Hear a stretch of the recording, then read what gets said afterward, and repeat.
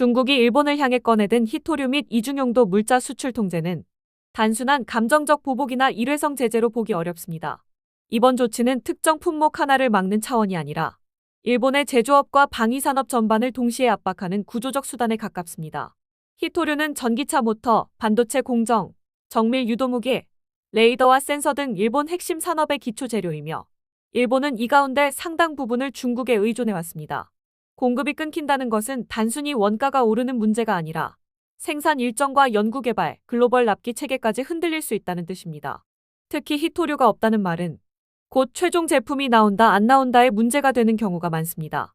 소재 하나가 끊기면 부품이 멈추고, 부품이 멈추면 조립이 멈추고, 조립이 멈추면 납기 신뢰가 붕괴되고, 신뢰가 붕괴되면 장기 계약과 시장 점유율이 줄줄이 흔들립니다. 이게 바로 자원이 외교의 단순 카드가 아니라 산업 전체를 겨냥한 구조적 압박이 되는 이유입니다. 더 주목해야 할 점은 이번 조치가 히토류에 국한되지 않는다는 점입니다. 중국은 이중용도 물자 전반을 통제 대상으로 명시했습니다. 이중용도 물자란 민간 산업에도 쓰이지만 군사 전용이 가능한 소재, 장비, 부품을 의미합니다. 갈륨, 게르마늄 같은 전략 광물뿐 아니라 반도체 제조 장비, 고성능 소재, 정밀 가공 기술까지 포함됩니다. 즉, 자원 몇 개, 문제가 아니라 기술 생산 체계에 직접 손을 대겠다는 뜻에 가깝습니다. 히토류가 완제품의 심장이라면 이중용도 통제는 심장을 움직이는 혈관과 신경망을 죄는 방식입니다. 예를 들어 반도체 장비, 정밀 공작기계, 고성능 코팅 소재 같은 것들은 민수용으로도 쓰이지만 실제로는 군수 전환이 가능한 전형적인 경계 영역입니다. 중국이 이 범주를 전면에 내세웠다는 건 일본이 가진 산업적 강점 자체를 군사력으로 전환하는 길목을 막겠다는 선언에 더 가깝습니다. 과거 상징적 제재와는 차원이 다릅니다. 상징적 제재는 여론을 흔들고 체면을 깎는 데 강하지만 산업 전반을 멈추게 하긴 어렵습니다. 그러나 이중용도 물자라는 범주는 산업의 핵심 공정과 병목을 노릴 수 있습니다.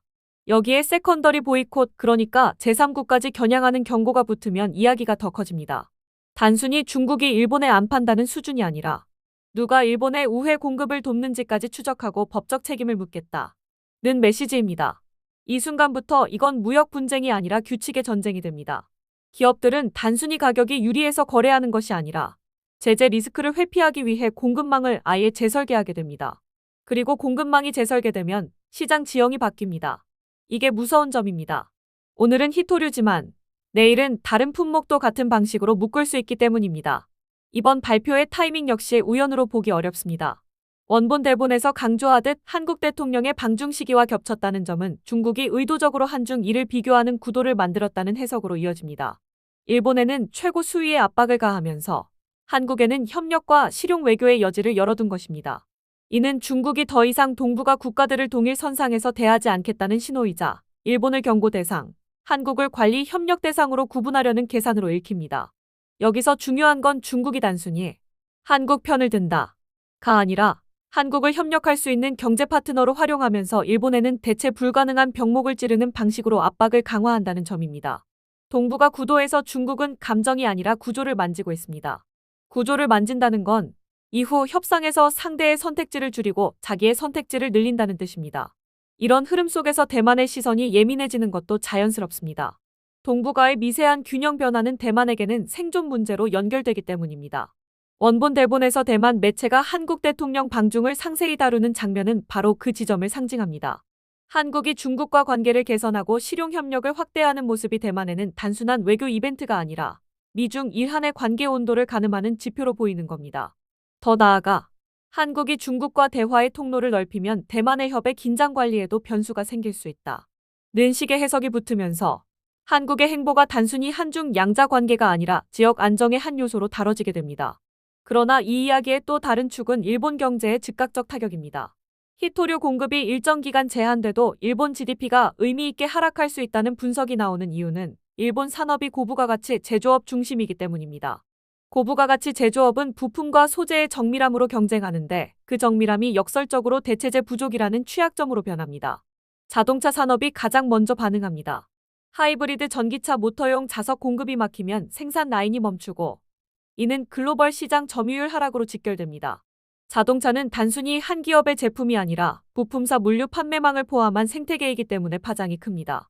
여기에 반도체, 로봇, 공작기계, 배터리, 에너지 장비까지 연쇄적으로 영향을 받으면 피해는 산업 전반으로 확산됩니다. 일본 경제의 정밀함이 오히려 취약점으로 드러나는 순간입니다. 더 무서운 건 생산이 멈추는 순간 시장은 기다려주지 않는다는 사실입니다.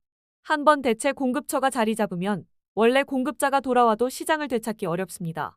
반면 한국은 상대적으로 유리한 위치에 서게 됩니다. 일본이 잃는 일부 시장을 대체할 수 있고 중국과의 협력 강화는 한국 기업의 중국 내입지를 확대할 수 있습니다.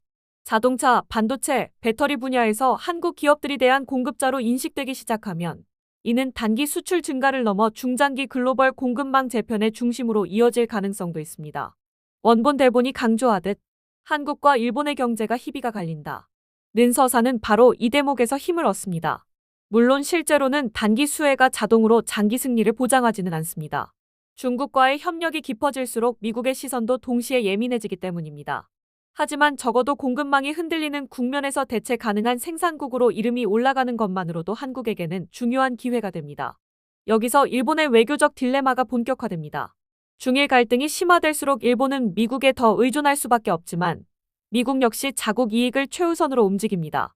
국제법 논란이 있는 사안에 무조건 동조하기도 부담스럽고 그렇다고 미국을 비판하면 안보 동맹이 흔들릴 수 있습니다. 이 때문에 일본 정부는 명확한 입장을 내지 못한 채 신중한 태도를 유지하게 됩니다.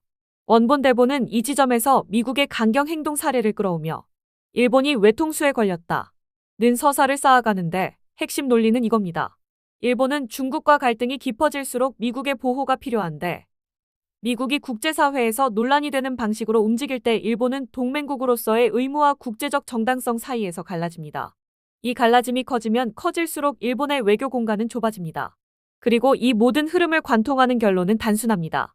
지금은 군사력보다 자원과 공급망이 국제 질서를 좌우하는 시대가 본격화됐다는 것입니다.